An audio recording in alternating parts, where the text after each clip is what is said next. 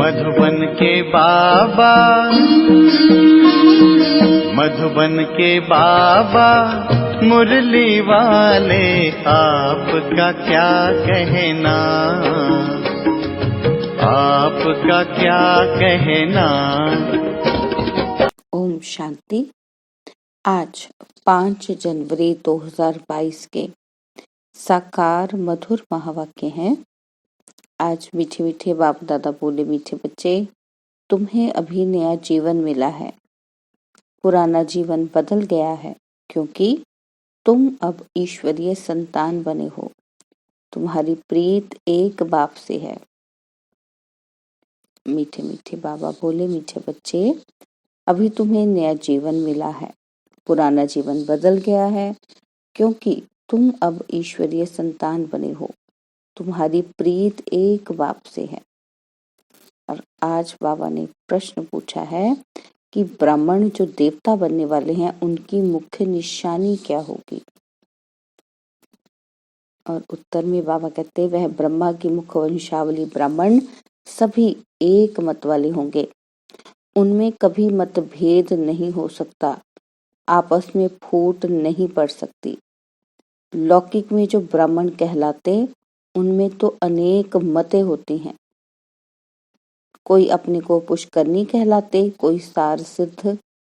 बाबा कहते, तुम ब्राह्मण एक बाप की मत से देवता बनते हो, और देवताओं में कभी भी फूट नहीं पड़ती। मुरली का गीत है, जिस दिन से मिले हम तुम। ओम शांति। जब जीव आत्माएं और परमात्मा अथवा बच्चे और बाप मिलते हैं, तो नई प्रीत हो जाती है, क्योंकि और संग प्रीत टूट जाती है। जैसे कन्या की पहले तो पियर घर से प्रीत होती है, सगाई होने से नई प्रीत जुटती है। उनके लिए सारा ससुर घर नया होता है। नई दुनिया की नई प्रीत जुटती है, तो सारे नए परिवार से प्रीत जुट जाती है। और अब गायन भी है कि आत्माएं परमात्मा अलग रहे बहुकाल। यह सुंदर मेला है नया, यह घर नया, यह संबंध नया। बाबा कहते, तुम जानते हो कि हम हैं ब्रह्मा कुमार और ब्रह्मा कुमारियां। शूद्र कुमार और कुमारियां अब नहीं हैं। ब्रह्मा और ब्रह्मा कुमार कुमारियों का आपस में कितना लव है, क्योंकि यह हो गए ईश्वरीय संतान। ईश्वर तो है निराकार, उनके साथ लव तो साकार में चाहिए ना। निराकार को कैसे लव करेंगे। आत्मा शरीर से अलग हो जाती है तो लव नहीं होता। आत्मा और परमात्मा जब साकार में मिले तब लव हो। निराकार रूप में भल गाते रहते हैं कि तुम माता पिता, तुम आओ तो तुम्हारी कृपा से हमको सुख घनेरे मिले। कहते हैं पतित पावन आओ, गाते हैं ना। बरोबर भारत महान था तो अथाह सुख था, उसका नाम ही था सुख धाम। यह है दुख धाम, और जहाँ आत्माएं रहती हैं वह है शांति धाम। वहां तो आत्माएं पवित्र ही रहती हैं, अपवित्र कोई आत्मा रह नहीं सकती। बाबा कहते, तुमको अब बाप मिला है तो नया जीवन मिला है। पुराना जीवन बदल अब नया जीवन बना रहे हैं। अपने बाप से बेहद सुख का वर्षा ले रहे हैं। सुख घनेरे भारत में ही होते हैं, स्वर्ग में, और शांति घनेरी होती है निर्वाण धाम में, जहाँ तुम्हारा और हमारा घर है। तो समझना चाहिए, बाबा कहते, तो समझाना चाहिए कि हम आत्माएं शांति धाम की रहने वाली हैं। बाप भी वहां का रहने वाला है। वह हमारे मुआफिक जन्म मरण के चक्र में नहीं आते हैं। है वह भी आत्मा, परंतु परम आत्मा है, परम धाम में रहने वाले हैं। और हम आत्माएं भी परम धाम में रहने वाले परम पिता परमात्मा के बच्चे थे। घर तो हम सबका वही है। घर भी सबको याद है। कोई मरता है तो कहते हैं फलाना पार निर्वाण गया। वह है वाणी से परे स्थान, सूर्य चांद की जहाँ गम नहीं। हम वहां के रहवासी हैं। अब बाबा को याद करते रहते हैं। जब बाप आते हैं तो नई बातें फिर से सुनाते हैं। मनुष्य इस ड्रामा को जान जाए तो बोले, हम जो कदम उठाते हैं सेकंड बाय सेकंड नया है। बेहद का ड्रामा फिरता रहता है तो बाप आकर नई बातें सुनाते हैं। बाबा कहते तुम बच्चों को त्रिकालदर्शी त्रिनेत्री बना रहा हूँ। बाप ब्रह्मांड का मालिक है तो त्रिलोकी का मालिक भी है ना, क्योंकि तीनों ही लोगों की नॉलेज देते हैं। बाबा कहते तुम त्रिलोकी के मालिक नहीं बनते हो, तुम विश्व के मालिक महाराजा महारानी बनते हो। त्रिलोकी अर्थात तीनों लोकों को जाना जाता है। मालिक तो एक लोक स्वर्ग का बनते हो, तो यह है नई नई बातें। बाबा के बच्चे बनते ही हैं वर्षा लेने के लिए। कोई को भी यह समझाना बड़ा सहज है। पूछो भगवान से तुम्हारा क्या संबंध है? भगवान तो है स्वर्ग का रचयिता, माता पिता है। भगवान को कभी नरक अथवा दुख धाम का रचयिता नहीं कहेंगे। परमपिता परमात्मा ब्रह्मा द्वारा स्वर्ग की रचना या स्थापना करते हैं, तो बाबा कहते जरूर नई दुनिया स्वर्ग ही रचेंगे। परमात्मा ब्रह्मा द्वारा पहले ब्राह्मण धर्म रचते हैं, उनको राजयोग सिखलाते हैं, जो फिर ब्राह्मण से देवता बनते हैं।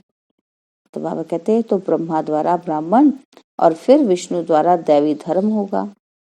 इस समय तुम ब्राह्मण बनकर फिर क्षत्रिय भी बनते हो, विष्णु धर्म में जाते हो और अभी ईश्वरीय धर्म अथवा ब्राह्मण धर्म में आए हो, फिर भविष्य दैवी धर्म में जाएंगे। बाबा कहते ब्राह्मण धर्म भी चाहिए ना। प्रजापिता ब्रह्मा द्वारा मुख्य वंशावली ब्राह्मण रचे, वह ठहरे बच्चे।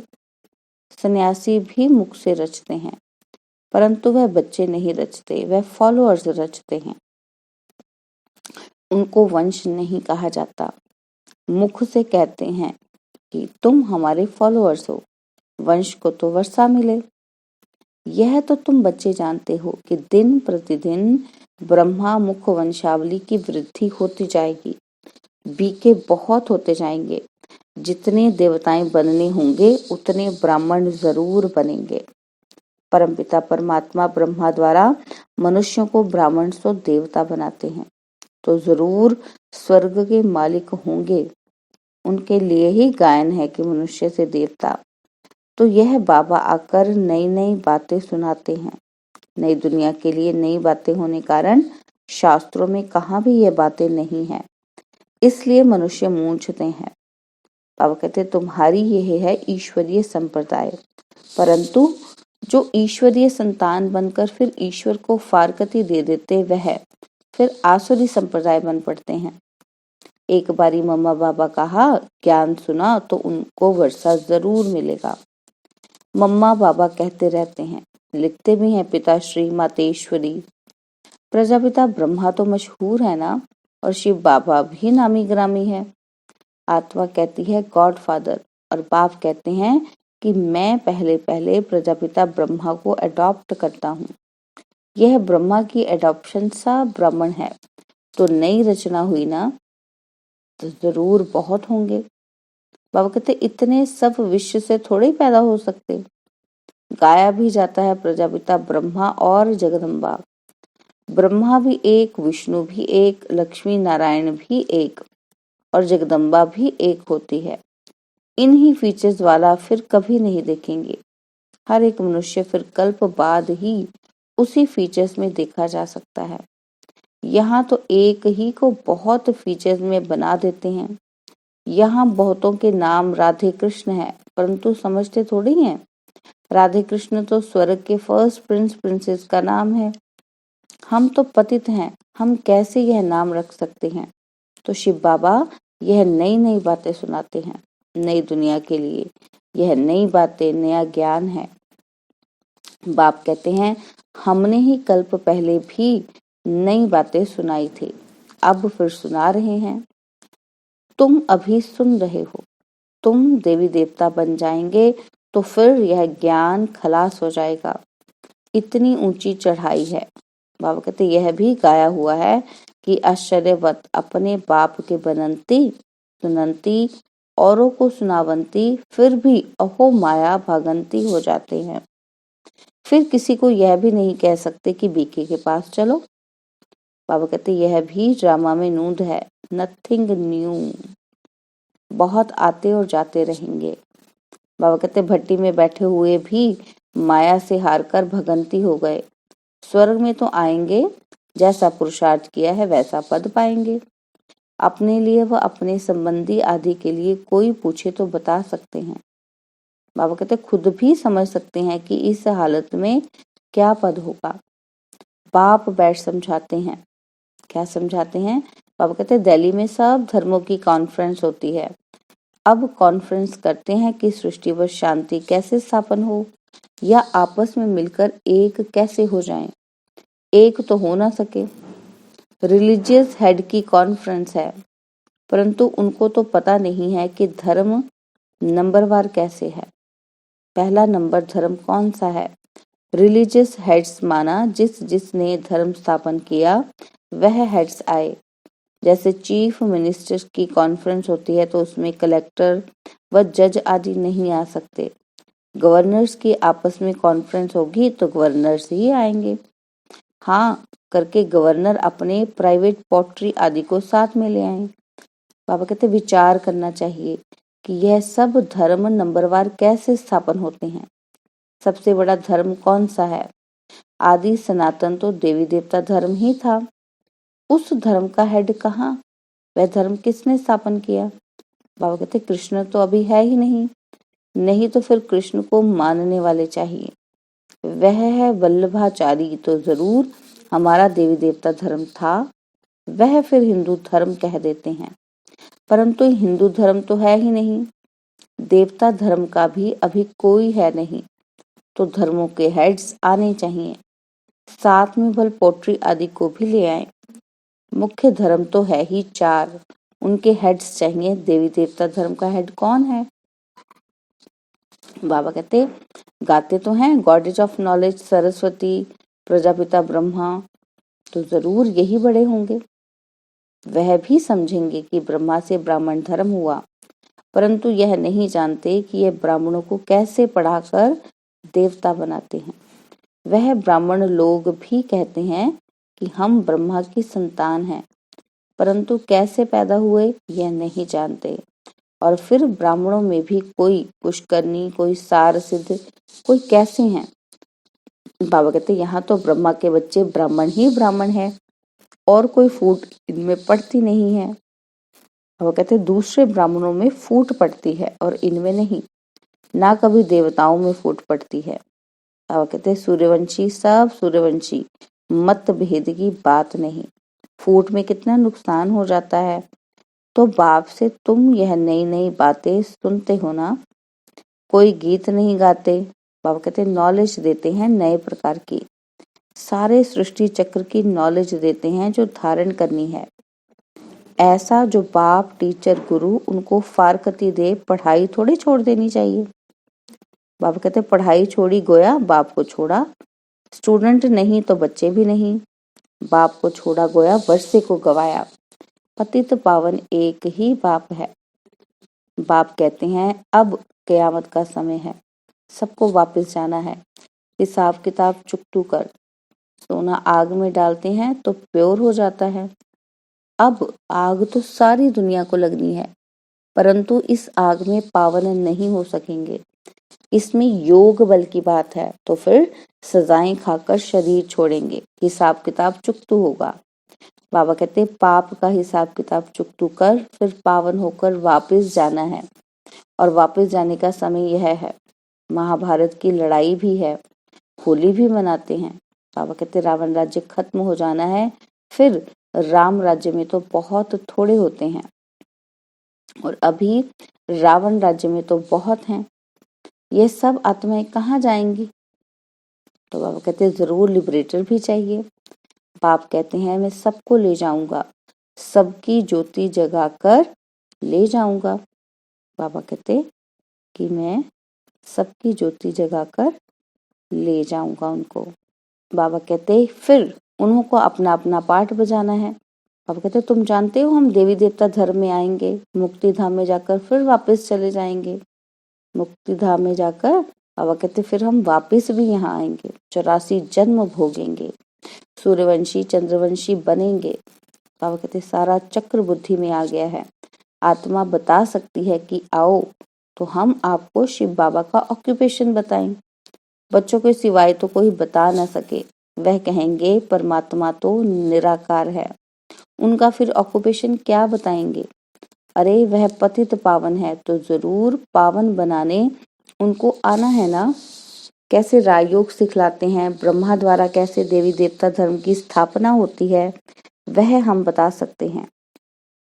तो बाबा बैठ सब बातें समझाते हैं, बच्चों को ही समझाएंगे।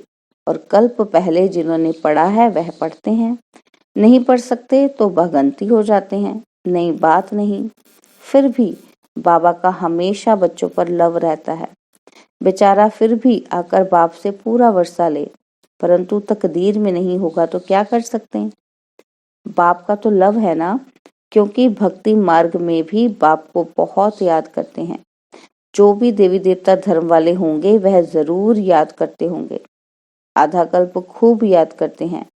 आत्मा ने सुख पाया है तो दुख में बाप को याद करेगी। वह जास्ती भक्ति कर पुजारी से फिर पूज्य बनते हैं। जो देवी देवता थे उनका ही सैपलिंग लग रहा है। तो कॉन्फ्रेंस आदि जब कहाँ भी होती है तो उनमें मुख्य धर्म वालों को बुलाना पड़े। बीके को बुलाए तो वह पूरी राय देंगे। प्रजापिता ब्रह्मा के बच्चे ब्रह्मा कुमार कुमारियां ही पूरी राय दे सकते हैं कि क्या करना है। तुम पीस चाहते हो, परंतु पीस तो निर्वाण धाम में ही होती है।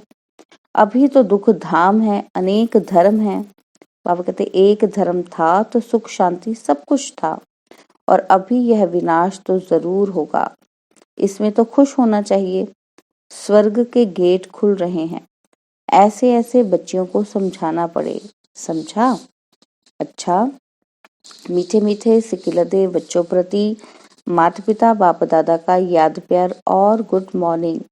रूहानी बाप की रूहानी बच्चों को नमस्ते।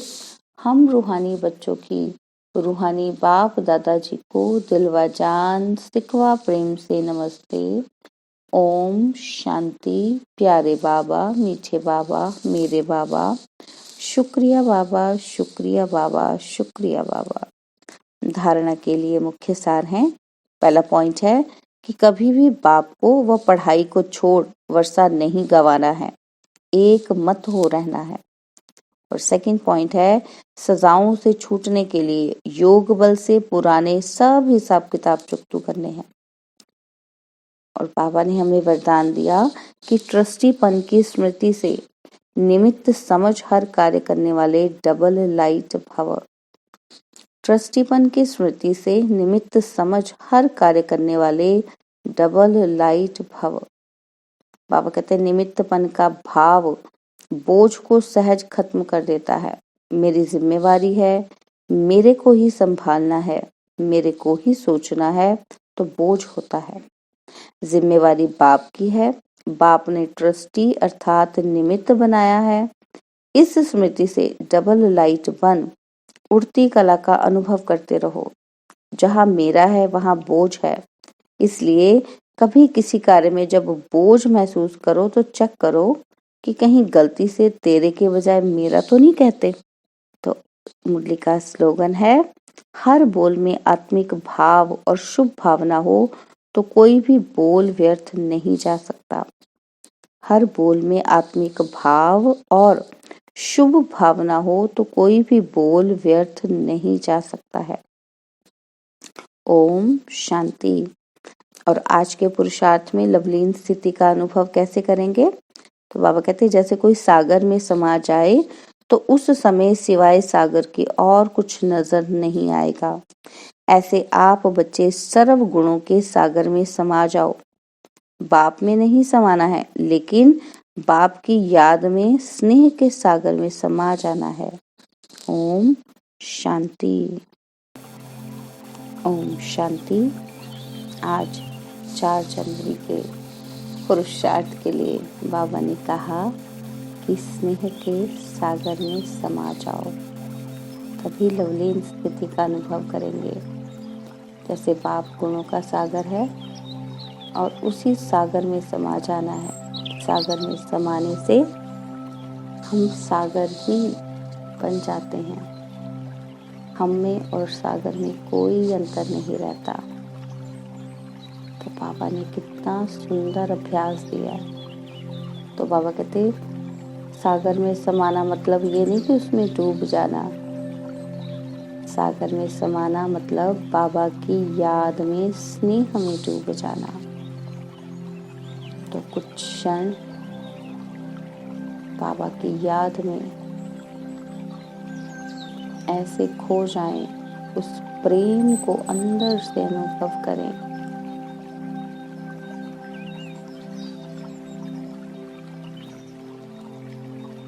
प्रेम के सागर में मैं आत्मा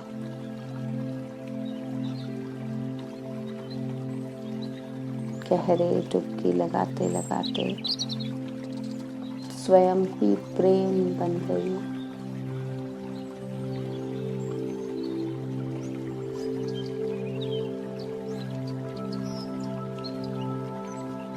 प्रेम से बड़ी कोई शक्ति नहीं।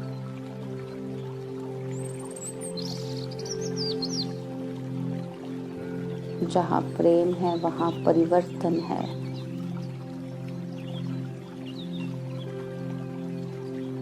क्योंकि प्रेम हमें बदल देता है,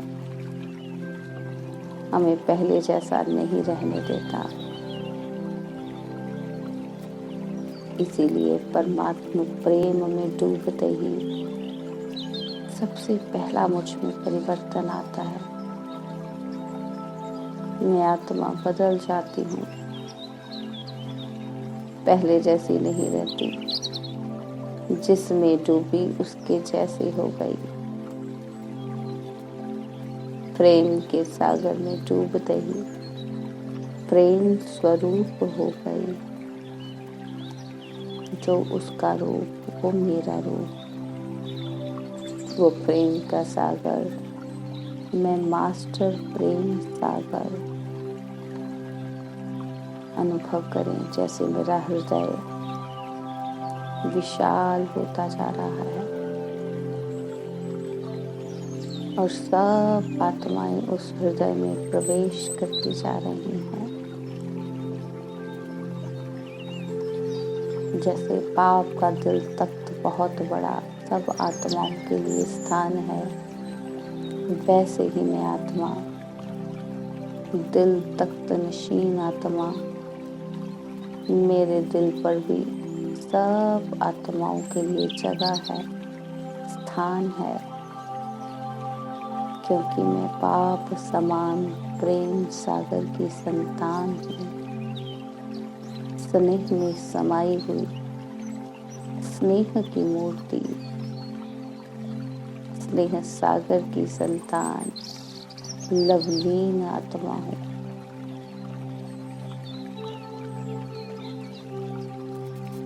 बाबा मुझे आप जैसा प्यारा बनाने के लिए शुक्रिया, शुक्रिया बाबा, शुक्रिया, शुक्रिया, शुक्रिया। ओम शांति।